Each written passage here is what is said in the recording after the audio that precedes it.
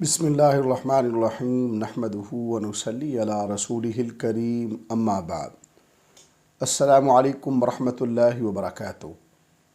آج ہم بات کریں گے کہ خواب کے اندر منگنی دیکھنا کیسا ہے۔ خواب کے اندر منگنی دیکھنے کی تقریباً 11 مختلف صورتیں ہیں، ہر صورت کی الگ الگ تعبیر ہے۔ مثلا خواب میں اپنی یا کسی اور کی منگنی دیکھنا، خواب میں منگنی کی انگوٹھی پہننا یا کسی کو پہنانا، اور خواب میں منگنی کو توڑنا وغیرہ۔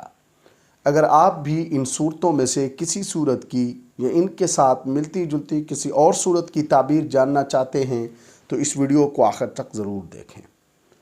خواب میں منگنی دیکھنا، یہ خواب صاحب خواب کے لیے خوشی، کسی نئے رشتے، کسی چیز کی نیت یا وعدے اور آنے والی تبدیلی کی طرف اشارہ ہے۔ خواب کے اندر منگنی کے موقع پر ناچ گانا دیکھنا، یہ خواب صاحب خواب کے لیے غم، فتنہ اور آزمائش کی علامت ہے۔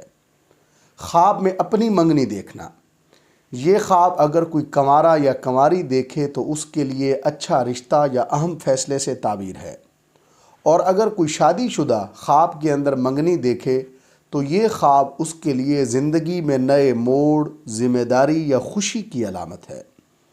خواب کے اندر کسی اور کی منگنی دیکھنا، یہ خواب صاحب خواب کے لیے لوگوں سے تعلق مضبوط ہونے کی علامت ہے۔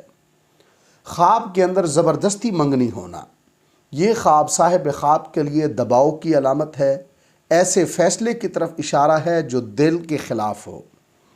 خواب کے اندر منگنی ہونا اور اسے خوشی سے قبول کرنا، یہ خواب صاحب خواب کے لیے دعاؤں کی قبولیت، دل کی مراد پوری ہونے اور اچھا وقت آنے کی علامت ہے۔